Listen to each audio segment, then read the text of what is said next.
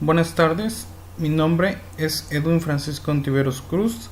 Este trabajo es para la materia de Estadística Inferencial, tercer semestre, Grupo Y. Empezaremos con el capítulo 1, Introducción a la Estadística. Nuestra primera pregunta nos dice la muestra de respuesta voluntaria. ¿Qué es una muestra de respuesta voluntaria?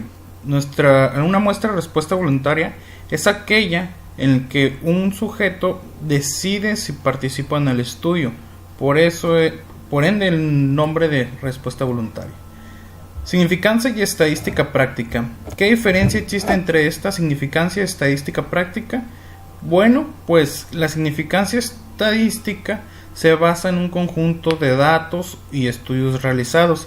La significancia práctica es cuando ese conjunto de datos no te concuerda con algo que puedes tú ver en la vida real.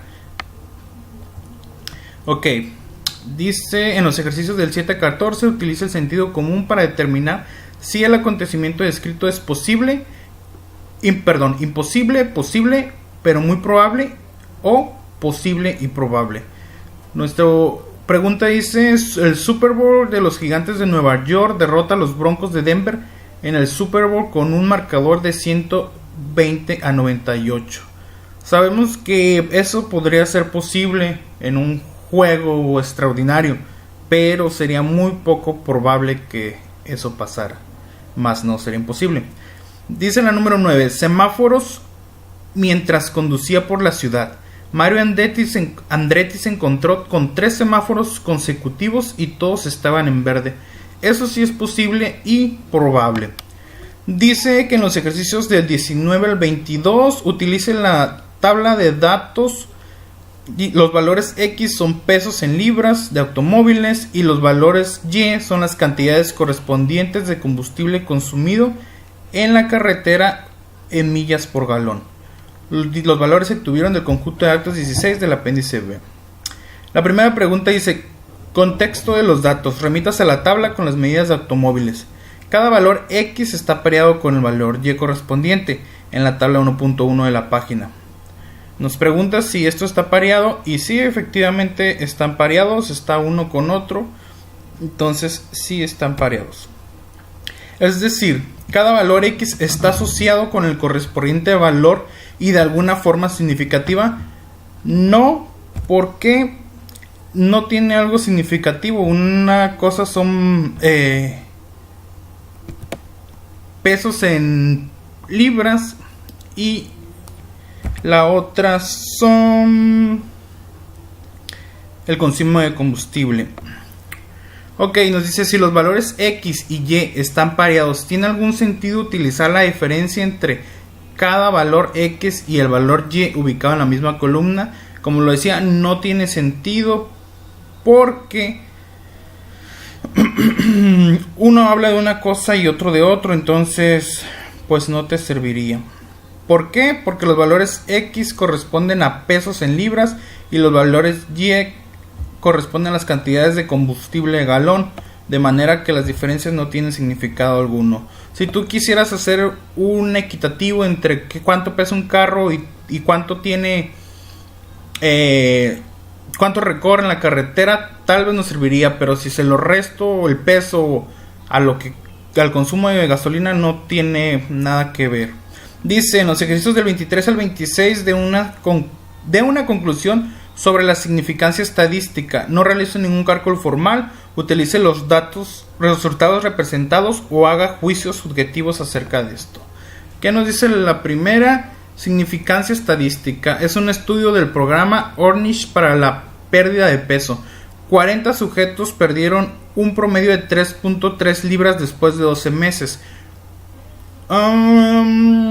Es posible utilizar métodos estadísticos para demostrar que si esta dieta no tiene algún efecto, la probabilidad de obtener sus resultados es de aproximadamente 3 entre 1000. El programa Ornish para la pérdida de peso tiene significancia estadística. Sí tiene significancia estadística porque está hablando de un dato. Tiene significancia práctica. No, porque al momento de ponerla, o sea, tú no puedes tener una lógica de lo que va a pasar. ¿Por qué? Debido a que la pérdida de peso 3.3 libras es muy pequeña. Conclusiones. Remítase a las cantidades de combustible consumido en la ciudad y carretera por los diferentes automóviles del conjunto de datos 16 del apéndice B. Compare las cantidades de combustible consumido en la ciudad con las cantidades de combustible en carretera. Después responde a las siguientes preguntas sin efectuar cálculos. Dice la conclusión de que las cantidades consumidas en la carretera son mayores que las cantidades consumidas en la ciudad parecen estar sustentadas por una significancia estadística.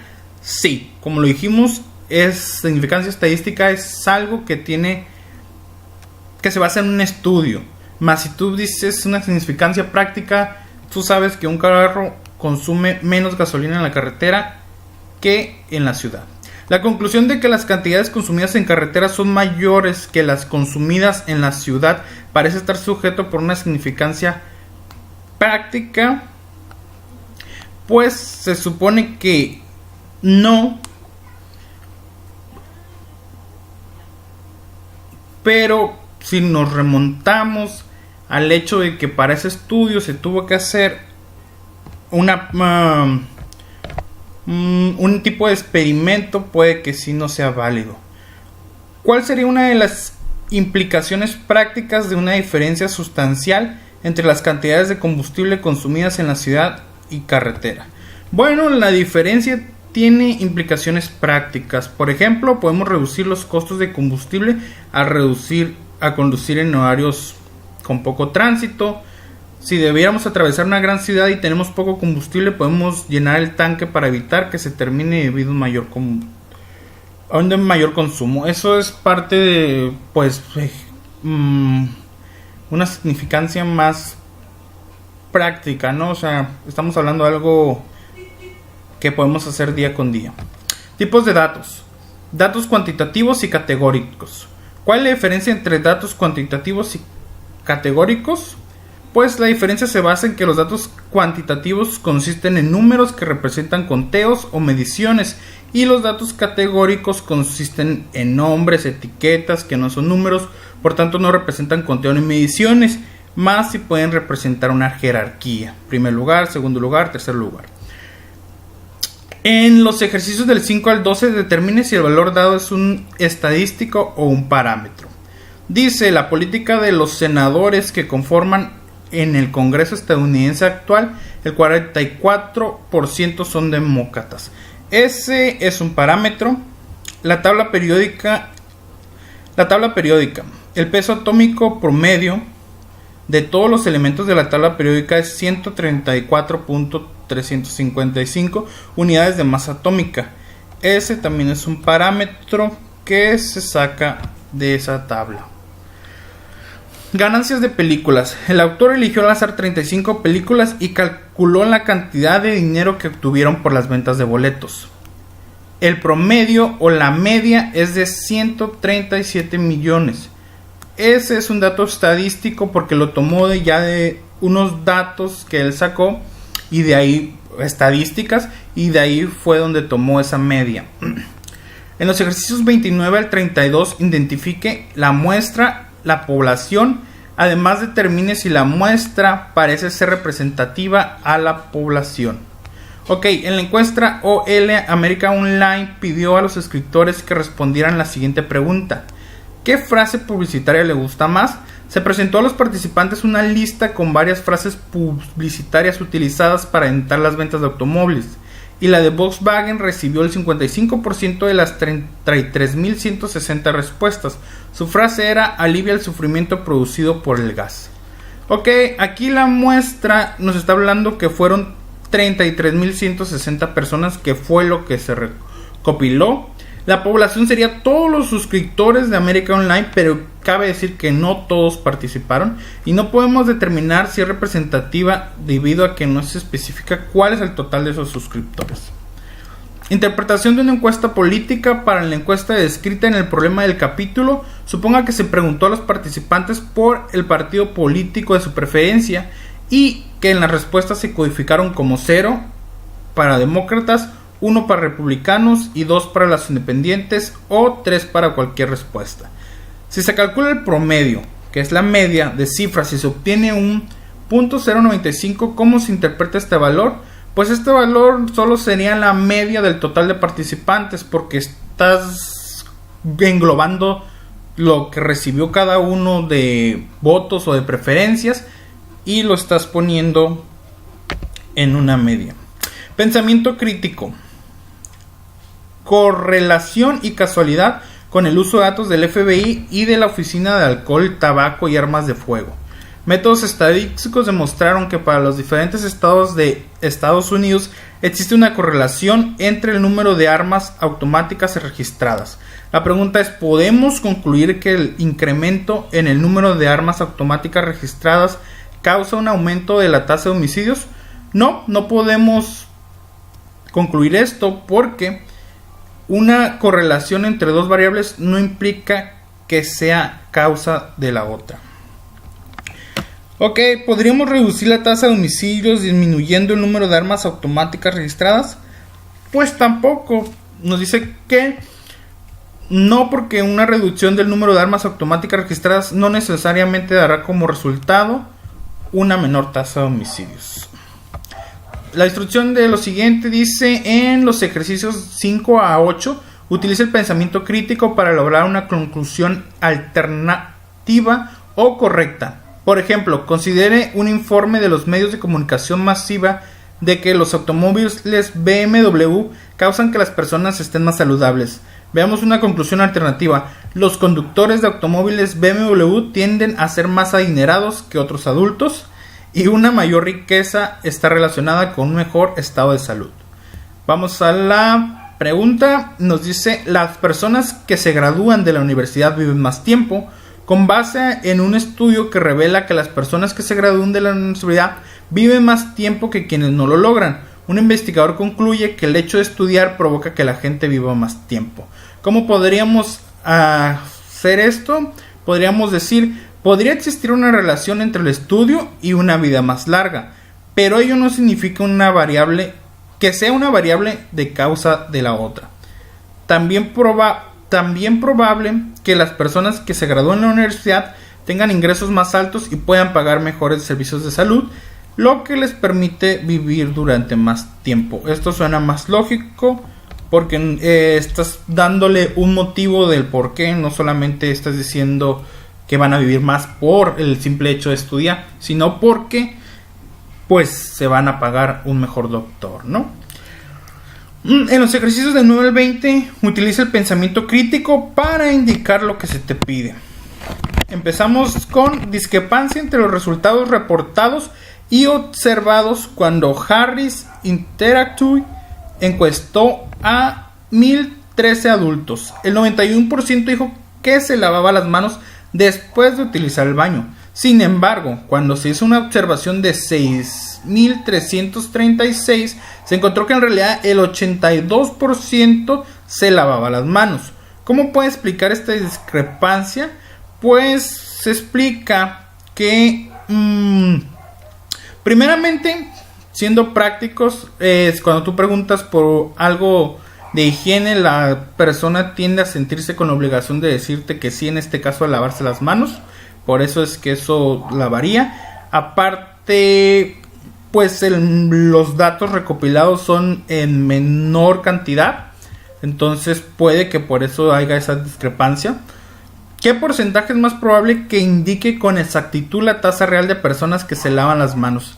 Es probable que la tasa del 82% sea más exacta, ya que se basa en una conducta real y no en la gente que dijo. Ese es otro punto, de que es más pequeña la muestra y aparte es un estudio observacional. Tú estás observando, no estás encuestando, entonces no hay cómo te puedan mentir.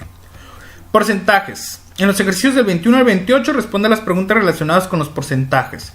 Bueno, nos pide que convirtamos 5 octavos a un porcentaje. Esto es equivalente a un 62.5%. Dividimos 5 entre 8, nos da 25.25 y lo puntos 65 y lo multiplicamos por 100, nos da 62.5. Aquí hay un error de dedo. Convierte el 23.4 a su equivalente en decimal. Ok, perdón, el 23.4%. Esto es sencillo, solamente de un 100% tenemos un 23.4, lo dividimos entre 100 y nuestro decimal sería .234. Ok, ¿cuál es el 37% de 500? Aquí ya aplicamos una regla de 3. Entonces dice que 500 es nuestro 100%. Entonces, si 500 es nuestro 100%, nuestro 37% sería una multiplicación entre 500 por .37 y nos da 185 como respuesta. También podríamos hacerlo multiplicando 100 por 37 por 500 y dividirlo entre 100. En este caso lo multiplicamos por .37, que es lo mismo. Convierte el valor .127 a un porcentaje equivalente. Esto igualmente lo multiplicamos por 100 y nos da el porcentaje. O podemos igual hacer la regla de 3. Continuamos. Porcentajes en una encuesta Gallup. En una encuesta Gallup aplicada a 734 usuarios de internet, el 49% reveló que de manera frecuente o ocasional realiza compras en línea. ¿Cuál es el número real de usuarios de internet que afirmaron que compran en línea de manera frecuente o ocasional? Nos está pidiendo el... ¿cuál es el número? Ok, ¿cuál es el número? Sería 360, porque nos están dando el total de usuarios y nos dice que de 734 el 49% es el que utilizó este servicio. Entonces, para hacer eso igual hacemos una regla de 3. 734 usuarios nos corresponde al 100%. Entonces, si multiplicamos 734 por el 49% y lo dimos entre 100, nos da 360 usuarios. Dice, pregunta B, de los 734 usuarios de internet encuestados por Gallup, 320 dijeron que de manera frecuente o ocasional realizan planes de viajes consultando información en línea. ¿Cuál es el porcentaje de personas que afirmaron que de manera frecuente o ocasional realizan planes de viaje consultando información en línea?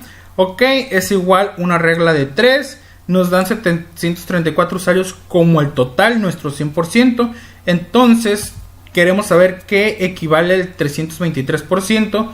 Podemos hacer una multiplicación de 323 por el 100% y dividirlo en los 734 usuarios. Esto nos daría un total de 44%. Entonces, continuamos con los porcentajes en los medios de comunicación. En el New York Times Magazine, un reporte acerca de la disminución de inversión occidental en Kenia incluyó la siguiente afirmación: después de 16 años diarios, Air France suspendió el servicio a los pasajeros. La inversión extranjera cayó 500% durante la década de 1990. ¿Qué es incorrecto en esta información? Bueno, si la inversión extranjera se redujera en un 100%, se eliminaría por completo, por lo que no es posible que se reduzca el 100%. Vámonos un poco más rápido para poder alcanzar en este video. Dice, muestra de conveniencia. El autor realizó una encuesta en el que entre los estudiantes de su clase les pidió que indicaran si eran zurdos o diestros. ¿Es probable que esta muestra de conveniencia arroje resultados que no sean típicos de la población? No. ¿Que sean típicos de la población? No. No, porque solamente está hablando de su clase. ¿Es probable que los resultados sean buenos o malos? No, porque la muestra de conveniencia solo incluye a personas que estarían a la mano de la persona que realiza dicha encuesta. Por ello, llamarse así muestra de conveniencia, esa conveniencia de la persona que realiza el muestrario. La calidad de estos resultados de esta encuesta refleja la calidad de muestras de conveniencia en general.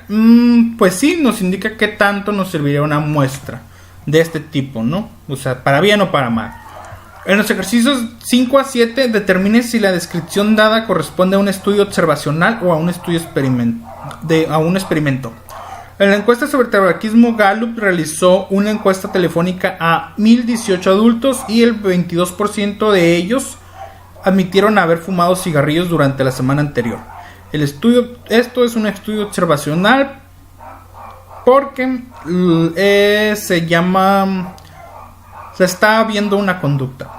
En los ejercicios 9 al 20 identifique el tipo de muestreo que se utilizó: aleatorio, sistemático, de conveniencia, estratificado o por conglomerados. Dice, prueba de equinacia Un estudio sobre la eficacia de equinacia incluyó infecciones del tracto respiratorio superior. Un grupo de infecciones fue tratado con equinacia y otro grupo fue tratado con placebos.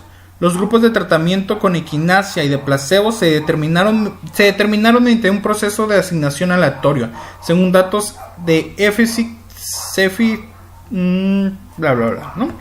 Entonces, esto es un ejemplo de una muestra aleatoria. Ejercicios del 21 al 26 se refieren a muestras aleatorias simples. Primero, una muestra sistemática. Un ingeniero de control de calidad selecciona cada 10 milésimo un dulce de M&M's que se reproduce. El plan de muestreo da como resultado una muestra aleatoria simple. Pues nos da como resultado una muestra aleatoria debido a que lleva un control, no es nomás tomar y ya. Una muestra aleatoria simple sería solamente tomar X cantidad, pero aquí ya estamos haciendo una planeación de esa muestra. Muestra estratificada con la finalidad de realizar una prueba de la brecha de género en la forma en que los ciudadanos perciben al presidente actual. Tomskin Company encuesta exactamente a 500 hombres y 500 mujeres seleccionados al azar entre todos los adultos que viven en Estados Unidos. Suponga que este número de hombres y mujeres adultos en el mismo. El plan de muestreo da como resultado una muestra aleatoria simple. Explique. Bueno, nos da como resultado una muestra aleatoria simple debido a que en tanto los 500 hombres y las 500 mujeres existe la misma posibilidad de que sean elegidos. El muestreo de estudiantes en un salón de clases alberga a 36 estudiantes sentados en 6 filas diferentes, con 6 estudiantes en cada fila. El profesor arroja un dado para elegir una fila y arroja otro nuevamente para elegir a un estudiante en específico de la fila. El proceso se repite hasta completar una muestra de 6 estudiantes. El plan de muestreo da como resultado una muestra aleatoria, una muestra simple. Nos da como resultado una muestra aleatoria debido a que no se tiene la misma probabilidad para todos, ya que en posteriores ciclos pudiera caer la misma fila y la misma persona. Entonces no tiene un orden esto.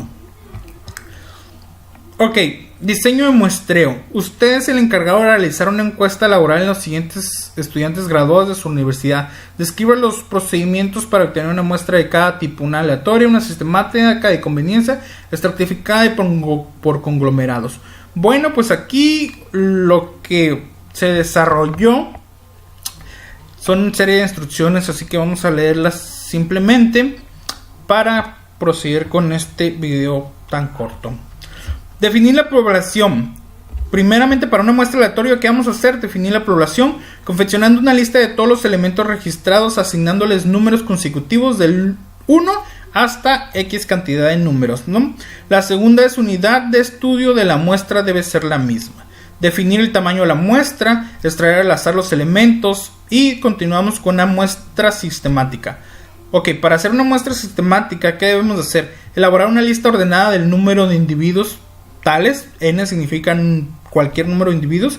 Dividir el marco muestral en fragmentos n, donde n es el tamaño de muestras que deseamos, donde el tamaño de estos fragmentos será k igual a n mayúscula entre n minúscula, donde k recibe el intervalo de coeficiente de elevación. Ok, números de inicios. Tenemos el número aleatorio a menor que o igual al intervalo. Este número corresponde al primer sujeto que seleccionamos para la muestra del primer fragmento en el que hemos dividido a la población. Siguiente, seleccionamos de los n-1 individuos restantes. Seleccionamos los siguientes individuos a partir del individuo seleccionado aleatoriamente mediante una sucesión aritmétrica, seleccionando los individuos del resto de los fragmentos que hemos dividido a la muestra que se ocupa en la posición de el sujeto inicial. Esto quiere decir que seleccionamos a los individuos A más K, A más 2K, A más 3K y A más NK. Ok, seguimos con una muestra por conveniencia. Esto es más simple. Se forma un grupo de individuos que se encuentran disponibles para participar, como lo mencionamos anteriormente. Esa es nuestra conveniencia. Se realiza a conveniencia del investigador, ya sea económica, por su tiempo u otra razón. Se utiliza extensamente en la práctica. Seguimos con una muestra estratificada. Identificar al menos una variable para clasificar la población. Seguimos con la clasificación de información debido a una variable, generar una matriz P y Q, celdas aéreas, dividiendo la población de extractos. Cada celda quedará representada en unidades valor, número de registros, montos, etc.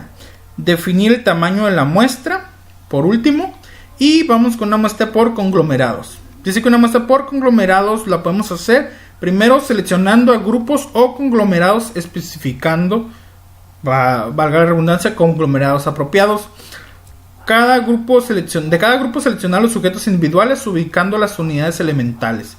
Se escoge una muestra aleatoria, simple o sistemática de las unidades muestrales. Puede realizarse en una o múltiples etapas. Debe dividir la población en grupos mutuamente excluyentes y colectivamente exhaustivos. Tomar una muestra aleatoria en estos grupos. Continuamos. Dice, bueno, llegamos a la parte importante de este trabajo. Capítulo 2, resumen de gráfica de datos. Vamos a empezar con las gráficas de distribuciones de frecuencias. Ok, nos vamos a ir a el programa Minitab. Buscamos lo que es distribución de frecuencias. Ok, aquí tenemos capturado lo que es nuestro muestrario. Lo podemos observar aquí. Esto es lo que nos pide. Dice pulsos de mujeres. Utilice los pulsos de las mujeres de la tabla 2.1 y siga el procedimiento anterior para construir la distribución de frecuencias. En este caso ya hicimos todos los cálculos manuales. Vamos a usar 7 clases. Nuestro ancho de clase va a ser para sacar nuestro ancho de clase, pues dividimos 124 entre 60, que es el número máximo y el número mínimo, entre las 7 clases que queremos, y nos da un ancho de clase de 10. Ok, dice elija el primer término de la clase, ya que es el valor más bajo de la lista y el número conveniente. Ok, los puntos de clase ya los tenemos sacados, que serían 64.5, 74.5, 84.5, 94.5, etc. Esta tablita es la que tenemos que hacer coincidir en nuestra gráfica, que nos marca el intervalo de clase, nos marca la frecuencia y tiene que ser con la marca de clase. Entonces vamos a la gráfica y es esta. Entonces ya tenemos aquí nuestros datos capturados que nos dieron. Nos vamos a gráfica, nos vamos a hacer un histograma, un histograma simple. Empezamos con el pulso de mujeres. Lo seleccionamos, le damos en escala. Y en escala Y vamos a empezar con la frecuencia. Vamos a ponerle la etiqueta. Esto va a llamar distribución de frecuencias para el pulso de mujeres. Ok, le vamos a aceptar y nos va a generar nuestra gráfica de histograma. Ok, ya lo tenemos aquí, pero tenemos clases de más. Entonces, ¿qué vamos a hacer aquí? Vamos a quitarle clases. Dice seccionamiento, solo queremos 7 secciones. Le damos a aceptar y ahora tenemos las clases que tenemos. Tenemos 3, 4, 5, 6, 7 clases.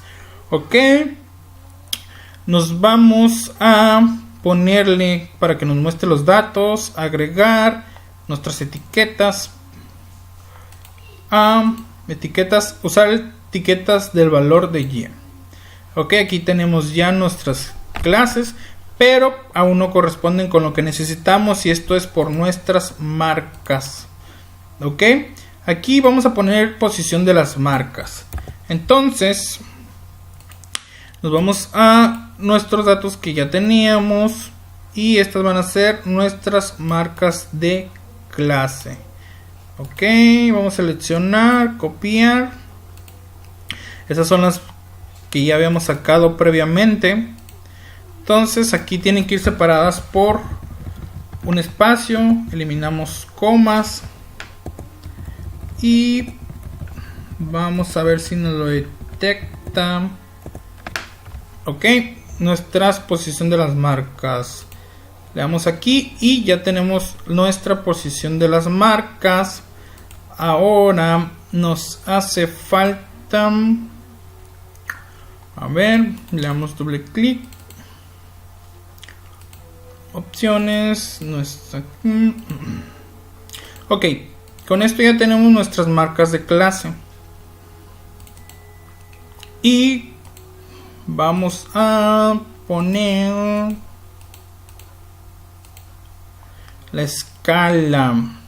Tras poner escala X, Y, ok, 65, 65 contra 4, ok. Ya lo tenemos así. Ahora vamos a ver nuestras seccionamiento. Le podemos poner aquí lo mismo. Y de esta manera nos va a dar ahora sí 12, 14, 11, 1, 1 y 1.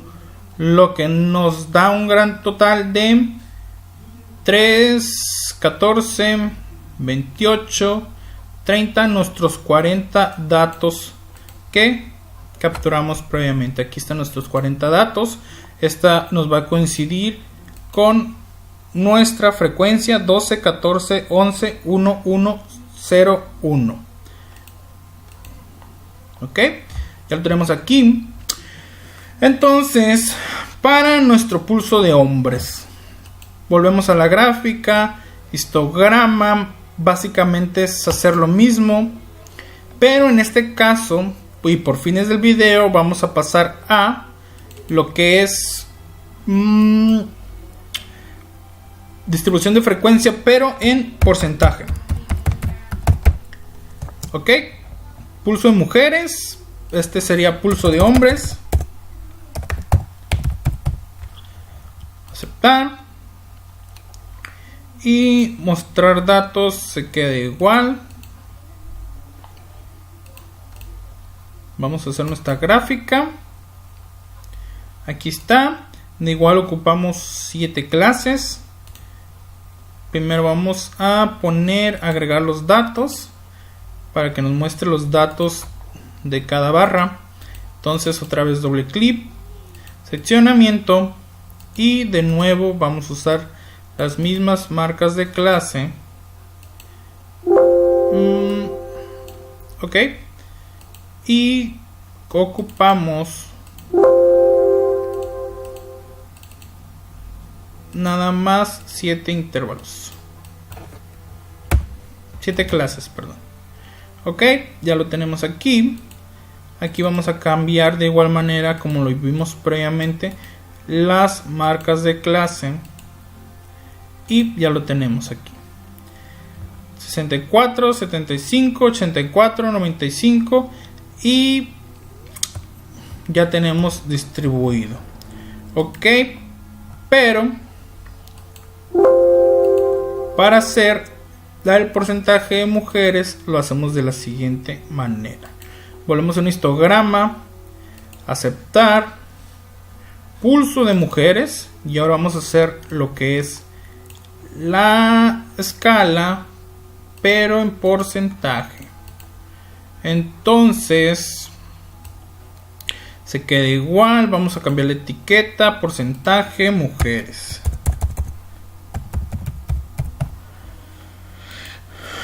Ok, en la gráfica anterior se supone que no debimos haber cambiado. Aquí vamos a agregar la etiqueta a los datos. Sí, usar etiquetas en Y. Y vamos a doble clic que nada más ocupamos 7 clases. Nos da por favor 14, pero ocupamos 7. Entonces este es el porcentaje. De hecho aquí no tendríamos por qué haberle movido en la pasada. Nos fuimos con la vía de la frecuencia. En este caso para el porcentaje no es necesario moverlo. Tenemos aquí 60, 70, 80, 120 que es el pulso de las mujeres. Y de este lado los porcentajes que si sumamos 17.5, 32.5, 30, 12.5, 5 y 2.5 nos va a dar el 100% de nuestros datos. Ok, esas son las gráficas de pulso, pero de frecuencia en base al pulso. Entonces vamos a continuar, pero también nos pide un histograma. Dice realizar los histogramas de cintura, circunferencia de cintura, muslo, longitud, codo y brazo. Entonces vamos a los histogramas. Ese está por Minitab. Este es dispersión, gráfica de series de tiempo, gráfica de puntos, distribución de frecuencia, y no tenemos todavía abierto el histograma.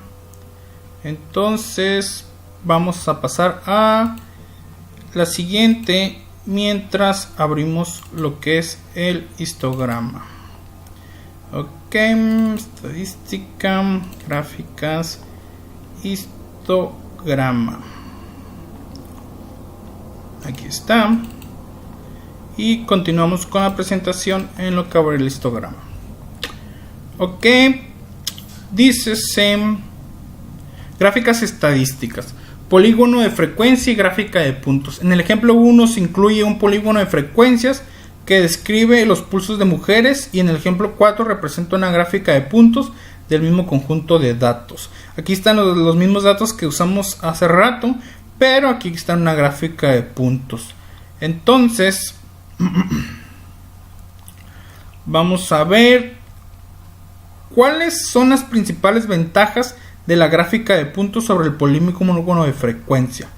La gráfica de puntos permite identificar todos los datos originales, una producción más sencilla.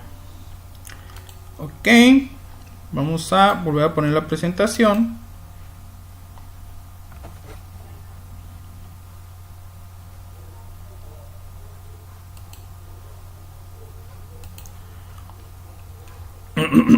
Dicen, ¿cuáles son las principales ventajas de la gráfica de puntos sobre el polígono de frecuencias? Ok, pues la gráfica de puntos nos permite identificar los datos originales. La gráfica de puntos es más sencilla de construir y pues es fácil de observar cómo va el comportamiento en base a los pulsos y las frecuencias. Ok, polígono de frecuencias relativas. En la figura 2.6 se representa el polígono de frecuencias relativas para los pulsos de hombres y mujeres cuando se comparan dos conjuntos de datos como estos. Aquí están las dos gráficas de puntos en una sola, son diferentes datos, hombres y mujeres. Por lo generalmente es mejor utilizar polígonos de frecuencias relativas en polígonos de frecuencias, Si se utilizan frecuencias relativas que consisten en proporciones o porcentajes, ambos conjuntos de datos utilizan medidas que pueden compararse. Si se construyen polígonos de frecuencia con dos muestras que tienen números de elementos muy diferentes, la comparación es difícil porque las frecuencias serán muy diferentes. Entonces, pues básicamente es más fácil con este tipo de gráficas que construir una de histograma. En el ejercicio 5 al 8 utiliza las cantidades de estroncio en miniquiveles en una muestra aleatoria simple de dientes de leche. Los datos se obtuvieron de los residentes de Pensilvania nacidos después de 1979. Ok, aquí dice gráfica de puntos. Construye una gráfica de puntos de las cantidades de estroncio que se sugiere la gráfica de puntos de la distribución de esas cantidades. La gráfica de puntos sugiere que las cantidades tienen una distribución aproximadamente normal y se distribuye alrededor de 150 miniquereles. Entonces vamos a ver si es cierto. Aquí tenemos nuestra gráfica de puntos. Aquí la tenemos, dientes de leche. Vamos a hacerla, ya capturamos nuestros datos dados. Son 40 datos que se obtuvieron. Entonces vamos a hacer la gráfica. Buscamos gráfica de puntos. Esta es gráfica sencilla, ponemos simple y vamos a escoger la de radiación. En escala lo dejamos tal cual. Etiquetas, vamos a poner radiación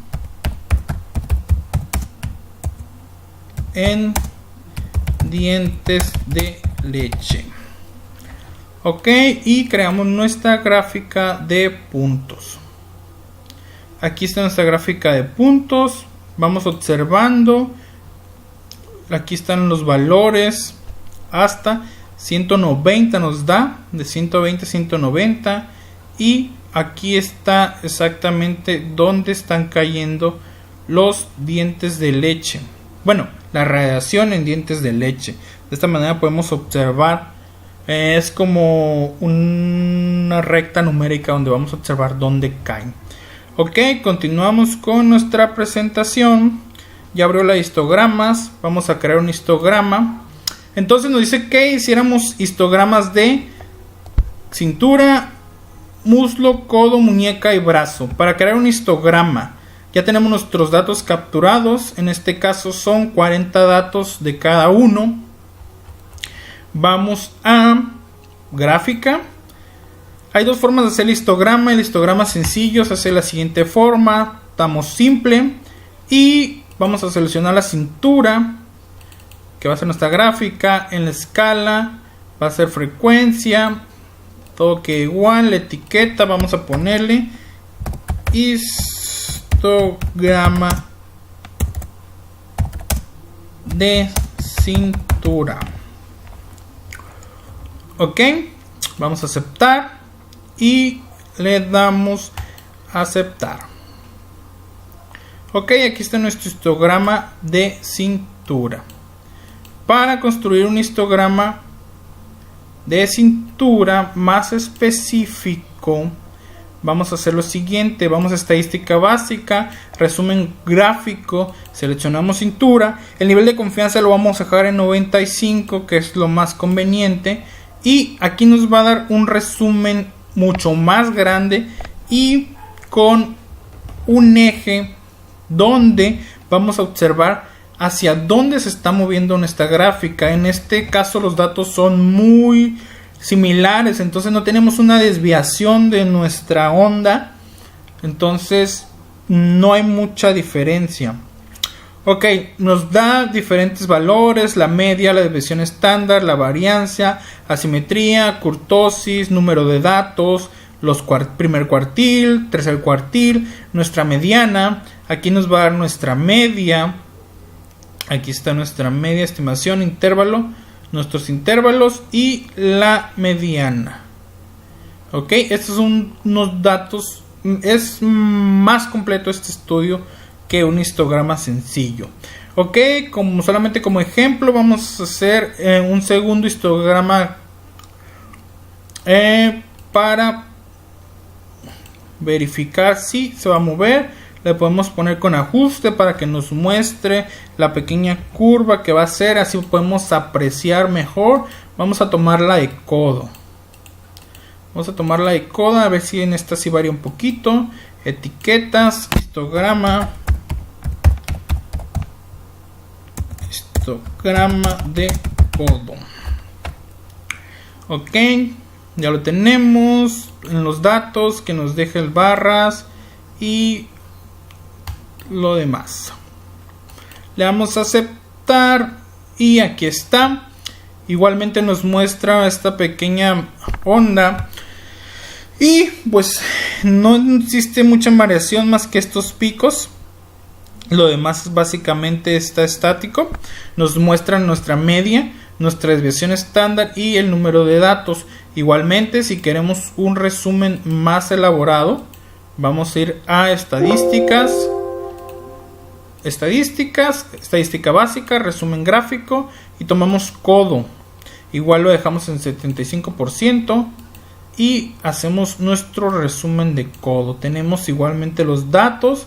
Aquí igual nuestra pequeña gráfica y como lo vimos la media y la mediana que también nos dan en el pasado, los cuartiles y otras especificaciones más que vamos a necesitar en estadística. Ok, ya tenemos el histograma y ya tenemos la gráfica de puntos. Continuamos con gráfica de tallo y de hojas. Estas gráficas nos sirven para ver hacia qué lado crecen nuestras hojitas del tallo y esto nos va a indicar. Dice, gráfica de tallo de hojas, utilice los pesos para construir la gráfica de tallo y hojas. ¿Qué sugiere esta gráfica acerca de la distribución de pesos?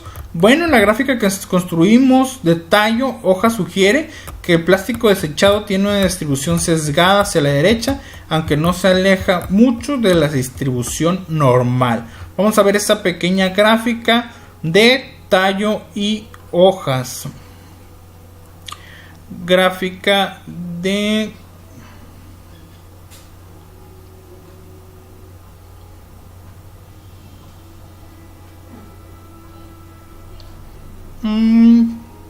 aquí está. Tallo y hojas. Esta es nuestra evolución de plástico. Estos son los datos que nos da el apéndice B. Entonces tenemos que nos da 62 datos. Y aquí ya tenemos nuestra gráfica. Este se llama tallo y hojas porque nuestra sección del medio nos indica el tallo y las hojas nos indica hacia qué lado se está moviendo nuestras unidades, si hacia la izquierda o hacia la derecha. Entonces aquí estamos viendo que básicamente el plástico, los valores del plástico no se mueven hacia un eje negativo, sino hacia un eje positivo. Entonces, ¿cómo hacerla? Es simple, solamente le damos en gráfica, gráfica de tallo y hoja, seleccionamos, aquí se queda por default, seleccionamos nuestros datos y le damos a aceptar y tenemos de nuevo nuestro tallo y nuestras hojas. Esto nos sirve para observar a qué lado crecen, a qué lado se aprecian los valores. Ok, vamos a proseguir porque el tiempo nos está comiendo. Seguimos con otras pequeñas gráficas. Dice gráfica de series de tiempo para la ley Monroe en 1865. Uno de los fundadores de Interpulso, lo que ahora se conoce como la ley Monroe. El número de transistores por pulgada cuadrada en los circuitos integrados se duplica aproximadamente cada 18 meses. La tabla lista el número de transistores por pulgada cuadrada para varios años diferentes. Construye una gráfica de series con los datos. Ok, nos dan los datos y nos da el año 1971 al 2003 en diferentes intervalos y los transistores que se fueron creando en 1971 hasta 2003, que los transistores son 410,000 por pulgada. Ok, vamos a ver nuestra gráfica de series de tiempos. Aquí está nuestra gráfica de series de tiempos. Ya teníamos una pequeña realizada. Vamos a hacerlo otra vez. Igual ya tenemos nuestros datos capturados que nos dieron en problema. Ok, vamos a gráfica, series de tiempos. Series de tiempos. Ok, construimos una gráfica simple.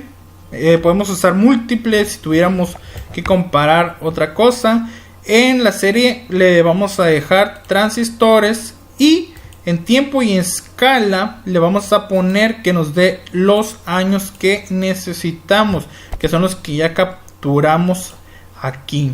Entonces le vamos a seleccionar el año para que nos tome como sello y vamos a darle una etiqueta. Sería gráfica de serie de tiempo. En este caso sería año y transistores. Transistores. Ok. Vamos a darle OK, aceptar. Y aquí tenemos nuestra gráfica. Aquí están los años que habíamos puesto. Del 91, 74 hasta el 2003, que es lo que tenemos en nuestra gráfica. Y este es el número de transistores por año. Entonces aquí este punto más o menos está en el 410,000, que es nuestro último dato. 2003, 410,000. Continuamos con la gráfica de tallo y hojas. Al margen se encontrará un formato para la gráfica de tallo y hojas donde aparecen los pulsos de hombres y mujeres de la tabla 2.1. Complete gráficas contiguas y luego compare los resultados en general. Parece que los pulsos de hombres son más bajos que los pulsos de las mujeres. Vamos a ver si es cierto. A estos mismos datos son los que usamos para pulso. Entonces vamos a ver rápidamente esas gráficas. Vamos a la distribución de frecuencias. que era la que usamos, los mismos datos. Entonces ya sabemos cómo crear una gráfica de tallo. Sería aquí. Vamos a ver. Pulso de hombres, pulso de mujeres, aceptar. Y de un lado tenemos el pulso de hombres y de otro lado tenemos el pulso de mujeres. Y como lo dice, nos está indicando que es mayor el pulso de hombres. Perdón, que el pulso de hombres son más bajos. Continuemos con nuestra pequeña presentación. Vamos a darle un poco más de velocidad porque nos va a acabar el tiempo. A ver si podemos ver todas las preguntas. Ok, resultados de la encuesta América Online OHL ocasionalmente realiza encuestas en línea en los que usuarios de Tener pueden responder una pregunta. Así se construye una gráfica para ilustrar los resultados de una encuesta como esta, y la gráfica se diseña en forma objetiva y con técnicas adecuadas. La gráfica ayudará a comprender mejor la población de la general. Claro, una gráfica siempre nos ayuda a comprender esto. ¿Por qué? Porque una gráfica nos ayuda a observar cómo puede ser la tendencia de algunos datos debido a su frecuencia, porcentaje o algún otro valor que vayamos a evaluar. Superficies de los países. Dice que para construir una gráfica que compare el territorio de los países más extensos, usted decide escribir 5 áreas cuadradas con diferentes tamaños y se dibujan los cuadrados de modo que las áreas sean proporcionales a las áreas de los países correspondientes. La gráfica resultante sería confuso, sí, un poco, porque serían demasiados cuadros con diferentes tamaños y tal vez no le encontramos un sentido. ¿Por qué? Porque el tamaño de los cuadros sería mejor en una representación gráfica de barras o un histograma, donde podríamos ver donde cada barra sería el tamaño de nuestro país. Dice, adopciones de niños chinos. La siguiente gráfica de barras indica la cantidad de adopciones de niños chinos por parte de los estadounidenses en el año 2000 y 2005. ¿Qué es incorrecto en esta gráfica? Dibuje la gráfica que describa los datos de forma imparcial y objetiva. Ok, aquí tenemos nuestra pequeña gráfica. Y dice que los años 2005 y las adopciones por año. Capítulo 3, estadísticos para describir, explorar y comparar. Medidas de tendencia central. Medidas de tendencia central, ¿en qué sentido? La media, la mediana, la moda del rango son medidas de tendencia central. Utilizan diferentes métodos para proporcionar el valor o intervalos de conjunto. Dice en los ejercicios de 5 al 20, calcule la media, la mediana, la moda y la mitad del rango de todos los datos muestrarios listados. También responde a las preguntas que se plantean. Ok, aquí tenemos estos datos. No vamos a leer los problemas porque vamos a tardar más. Ok, tenemos estos datos. Nuestra media la sacamos sumando todos los datos y dividiendo todo el número de datos. Nuestra mediana va a ser nuestro valor central. En este caso se sitúa entre 52 y 53 una vez ordenados estos datos primeramente para sacar nuestra mediana. Nuestro rango significa del valor más grande, digo, el valor más pequeño se suma al valor más grande y se divide entre 2, ese es nuestro rango de datos.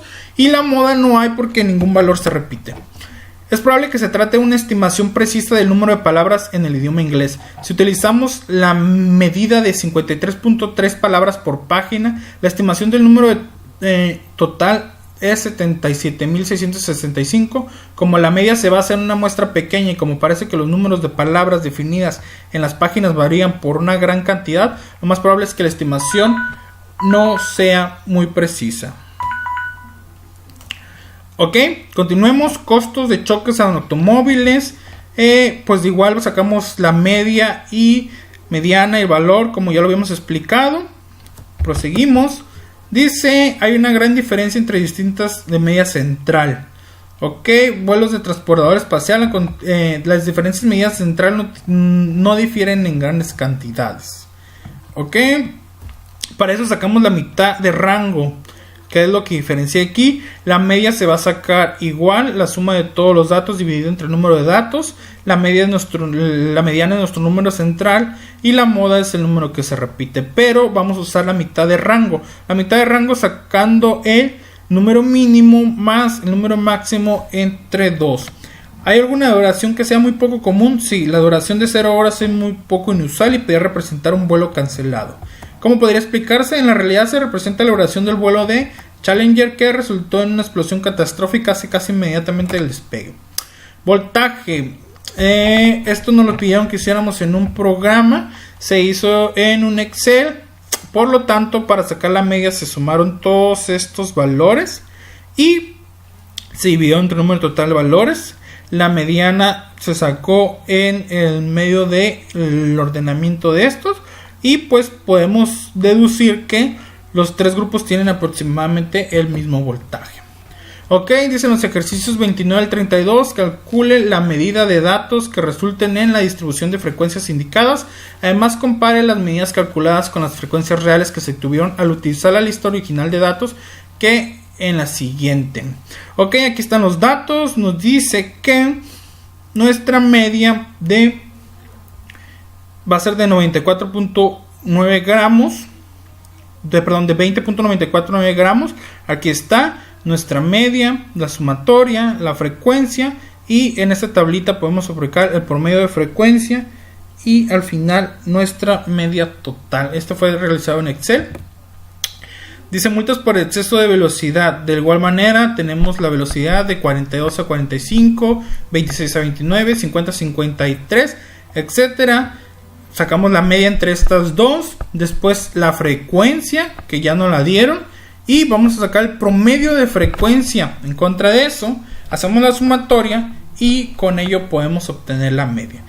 Como resultado dice que es muy cercano al valor obtenido con la lista original de valores. Las velocidades están muy por arriba del límite de 30 minutos.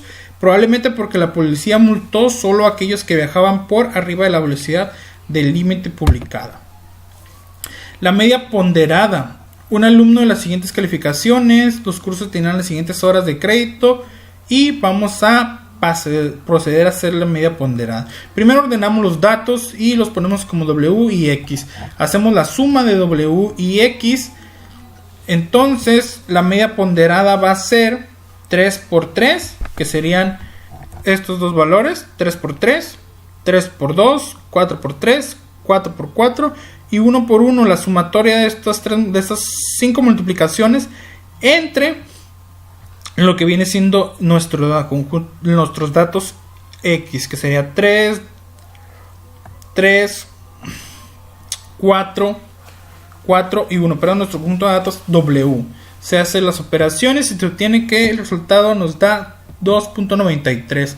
La medida recortada, ya que la media recortada, ya que la media es muy sensible a los valores externos, decimos que una media de tendencia central resistencia es una media recortada. Esto consiste básicamente en ordenar nuestro conjunto de nuestro muestrario, recortar el 10%, que en este caso nos pide una media recortada del 10%, recortar el 10% de datos a ambos extremos y con lo restante sacar el resultado. Ok, entonces seguimos con, bueno, aquí ya tenemos sacando el 10%, nos da que la media recortada al 10% es 710.93 y la media recortada al 20% es 712.14. Si hay un poco de variación con respecto a la media normal. Ok, medidas de variación. Dice el enunciado correcto. No vamos a leer el problema, vámonos directo a la solución. Si la desviación estándar es la dispersión que hay en la media respecto a la medida, la distancia entre la media, que es 1, y el valor más alto 3, que es 2, la distancia entre la media, que es 1, y el valor más bajo, que es 2, es igual a 2. O sea, existen 2 de la media a menos 1 y de la media a 3, la media sería 1, y en una recta numérica del 1 al menos 1 existen 2 dígitos y del 1 al 3 existen otros 2. Ok, como el tiempo se nos va acabando, no vamos a alcanzar a explicar lo siguiente y será enviado en un archivo para que lo pueda revisar el profesor encargado de esta materia.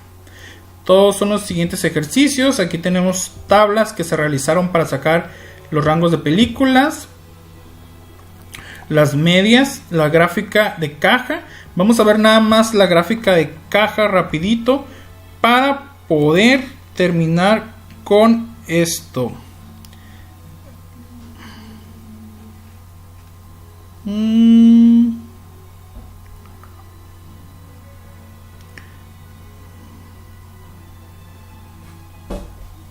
Bueno, aquí tenemos gráfica de caja.